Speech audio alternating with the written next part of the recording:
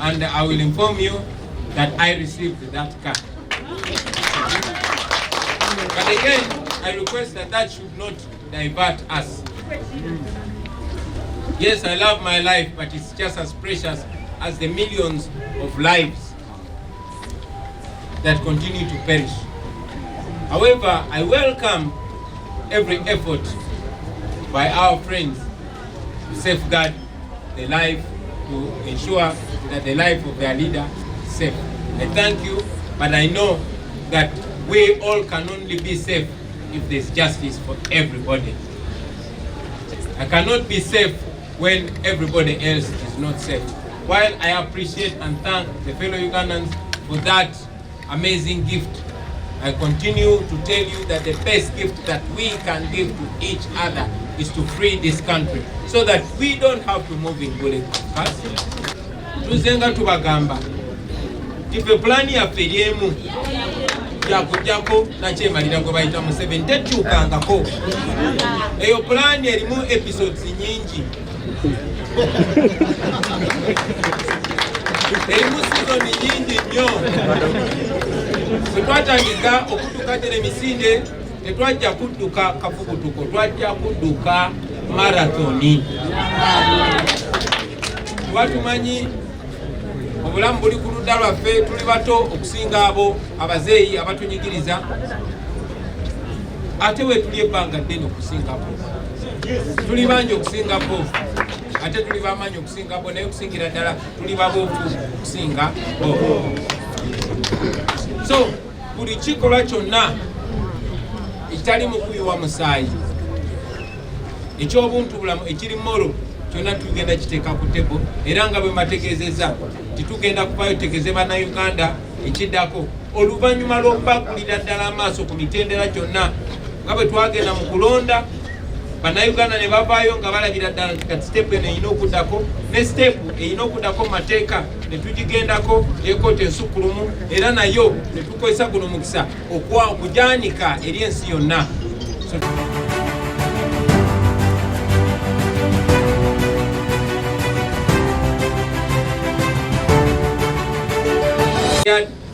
And I will inform you that I received that car.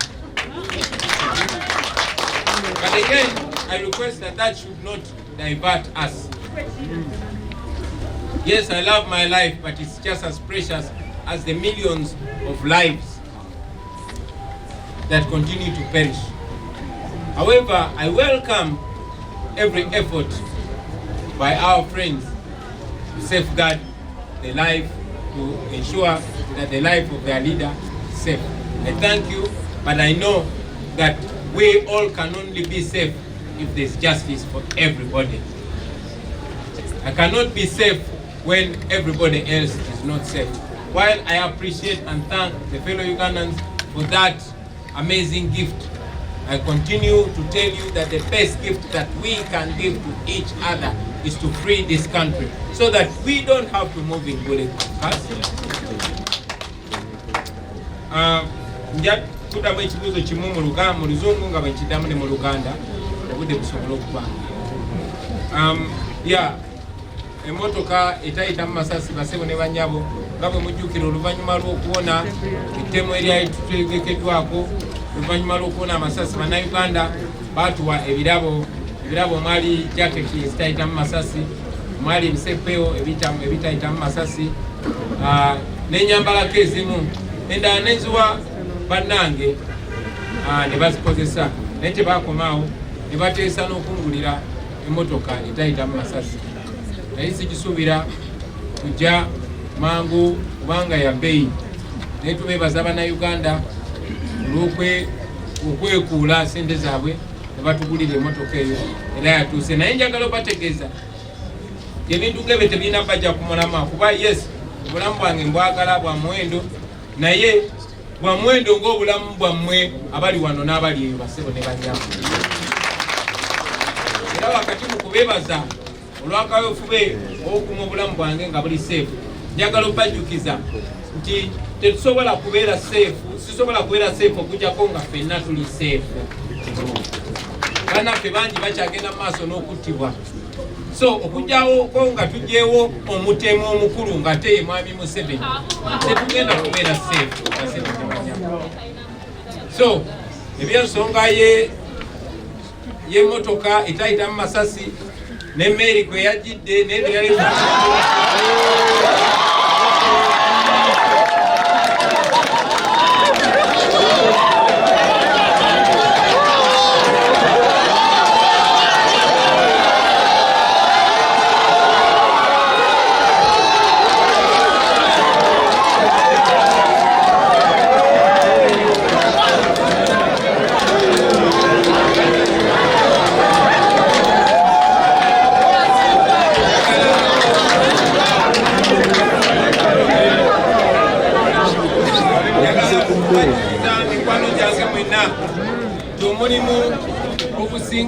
omulimu omukulu guli naffe Bannayuganda, guli erimwe abantu aba bulijjo, mu abantu be bayita abantu ba wansi, yemmwe musinga obukulu mu kaweefube waffe ono.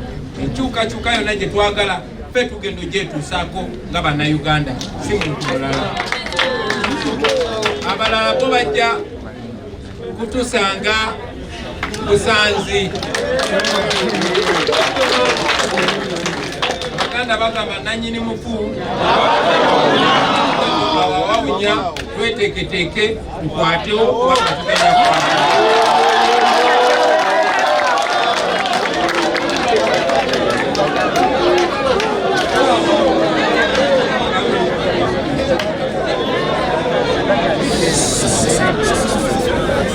I was asked what are the options or what actions are we going to carry out moving forward. I want to remind you that, like we've been telling the people of Uganda, having withdrawn our case from the unjust Supreme Court of Uganda, we are putting all legal and all non-violent options on the table. All constitutional, all moral, and all non-violent actions on the table. I want to remind you, ladies and gentlemen, just like we have asserted numerously that we are non-violent. But again, I want to remind you that in this day and era, non-violence is more powerful than violence. It is non-violence that has gotten rid of all the recent dictators, Museveni's friends, including Omar el-Bashir. And for those of you that are paying attention to world affairs, you can clearly see that it is non-violence that is going to avert the protruding dictatorship in Myanmar. So we are going to be non-violent, but we asserted that we are removing a dictator. Uganda babuza nti tugenda kuzaako ki? Tuzenga tubagamba tipe plani yaffe eriemu jakujjako nakyemalira gwe bayita Museveni tekyukangako. Eyo plani erimu episodes nyingi, erimu season nyingi nnyo. Bwe twatandika okudduka telemisinde tetwajja kudduka kafubutuko, twajja kudduka marathoni. Watumanyi obulamu buli ku ludda lwaffe, tuli bato okusinga abo abazeeyi abatunyigiriza, ate we tuli ebbanga ddene okusingako. Tuli bangi okusingako, ate tuli bamanyi okusingako, naye okusingira ddala tuli baboofu okusinga bo. So buli kikolwa kyonna ekitali mu kuyiwa musaayi, eky'obuntu bulamu ekiri molo, kyonna tugenda kiteeka ku tebo, era nga bwe mbategeezezza titugenda kubayo tegeze Bannayuganda ekiddako oluvannyuma lw'okubagulira ddala amaaso ku mitendera gyonna nga bwe twagenda mu kulonda. Bannayuganda ne bavaayo nga balabira ddala nti kati sitepu eno erina okuddako, ne sitepu erina okuddako mu mateeka ne tugigendako ekoota ensukkulumu, era nayo ne tukozesa guno mukisa okujaanika eri ensi yonna. so tugenda bategeeza ekigenda okuddako. Oyagala kikutegeeze kati?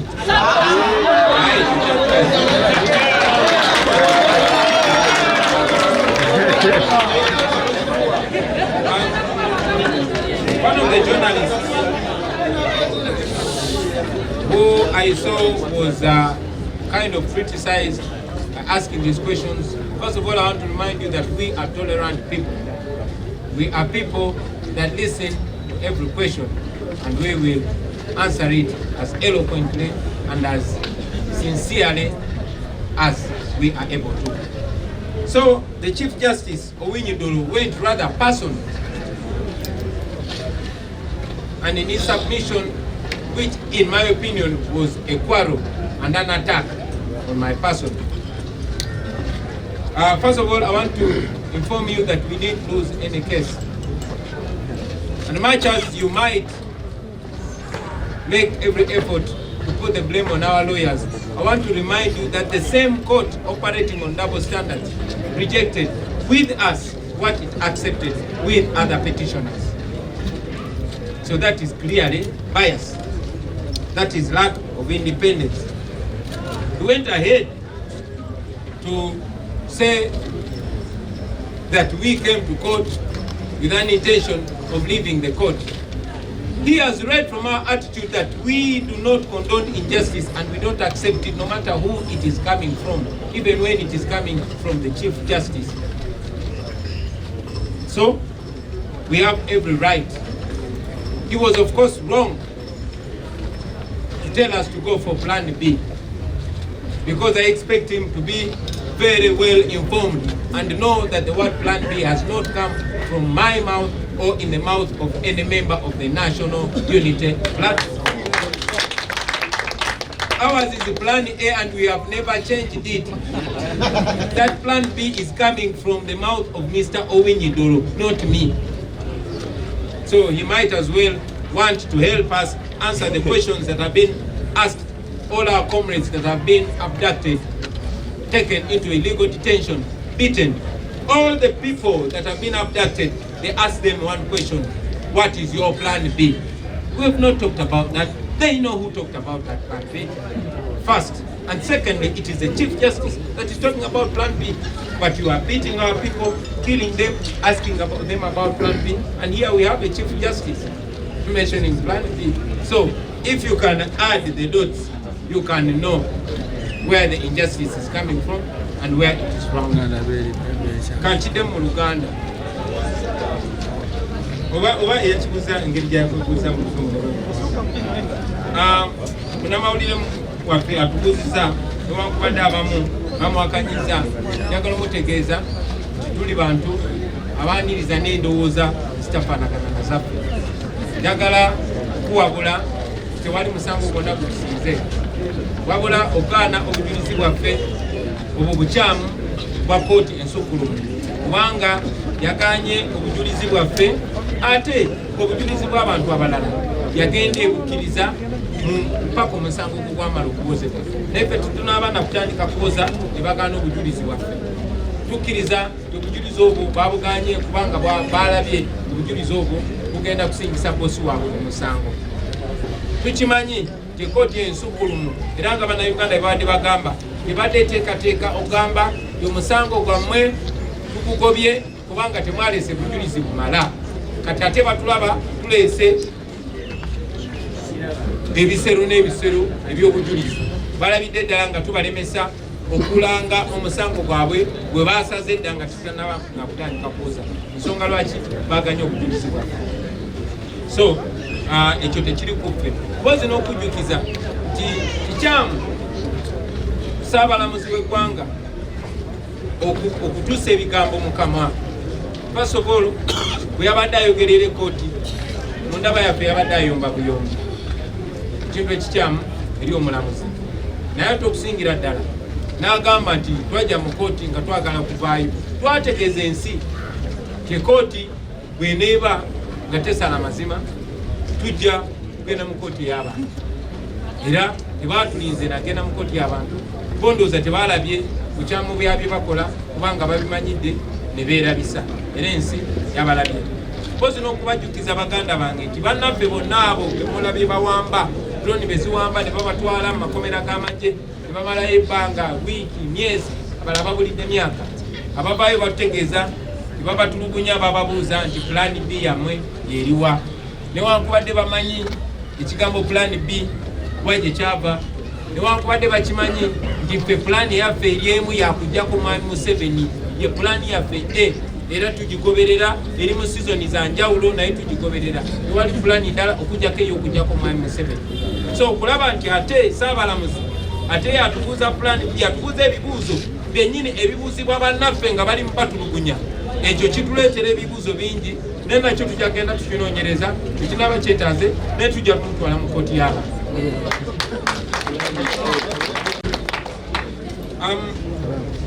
Yeah, somebody also asked about the purported signatures that are not coordinated. But again, this is evidence that is rejected by God. Why not admit it and question it on record? Why don't you question it in court? That shows that they are trying to firefight, they're trying to explain their wrongdoing. Abazze bagamba nti signatures ezimu eziri ku bujulizi bwe tutute ziriko ebibuuzo abaffe bwe ziba ziriko ebibuuzo mukkirize obujulizi obwo butuuke mu kooti yammwe mulyoke mugambe buno obujulizi tebutuukiridde naye ate bw'obugoberera ku mulyango ate n'ogenda n'ogamba obujulizi bwe baleese buyina obuzibu ng'ate waganya obukkiriza then kiraga nti olina kyogezaako okubuzaabuza wakati swala. Siita wa Uganda yabuuzizza ku nsonga y'ebibuuzo ebiri mu bazadde b'abaana abo abakwatiddwa era abamu ne bamanya nti babasibidde mu bifo ebitakkiriza kusibibwamu bantu mu mateeka era ne babuuza oba kisobola okukwatagana ne bannamateeka baffe okugenda okulaba nga abazadde abo bakyalira abaana baabwe. Basema n'abanyabo muzikirize mbajjukize nkyali mubaka wa parliament era ntuula komiti gye bayita Human Rights Committee oba komiti ey'eddembe ly'obuntu era omulundi ogutali gumu ebiri ekitali esatu twagezaako ng'akakiiko ka parliament okugenda muzi safe house ezo gye baasibira abantu naye mwenna mwalaba ekyaliwo batukokingira mundu ng'ababaka ba parliament ku miryango gya safe house ezo. Mwami Eric Mwine n'ayimba waawo akawuyimba n'agamba nti ye kali answerable ku komiti y'eddembe ly'abuntu eya parliament. So ebyo oluvannyuma lw'okubeera bw'ebityo basebo ne banyamu yemu ku nsonga lwaki twabategeeza nti ebitongole bya wano byonna buli kye tutuukamu either tuba tutuwadde omukisa okukola ekituufu oba tuba tutuwadde omukisa okwerabisa. Kyanaku ebitongole ebisinga bituuseemu bisazeewo okukozesa mukisa ogwo okwerabisa era y'ensonga lwaki twalinnye eddaala kati ne tugenda mu kitongole kya United Nations. Naye nga bwe mbategeeza abasebo ne banyabo nga ebitongole ebisingako ku byawano mu Uganda nga bwe bikyakola omulimu gwabwe nammwe njagala obategeeza nti mulina omulimu munene nnyo nnyo nnyo. Tetutuula tubeera twogerezaganya tubeera tutakola emibeera nga mubategeezezza titugenda kubayo tubategeeze ki kye tusobola okukola ki kye musobola okukola mwe nga bannayuganda. Yeah, somebody asked me that they saw only one former presidential candidate joining us in this petition. Where are the rest? I want to tell you that we've been in talks with all, okay, not all, but most of the forces of change. And indeed, they have offered what they could. They offered in terms of affidavits and witnesses. And I've just told you that more than 200 pieces of evidence have been rejected. Among those were some from our fellow opposition members. So they were working with us. They are among the evidence that was rejected. Those are ebibuuzo byaffe byanukudde bulungi basebo ne banyama. twesimbawo abantu bangi era tubadde tuliziganya ne bannaffe omuli Dr. Besigye ne tiimu ye eya FDC omuli General Mugisha Muntu n'abalala era batuyambye nnyo mu ngeri y'okutuwa obujulizi mu ngeri gy'okutuwa affidavits n'abantu bangi abajulizi bangi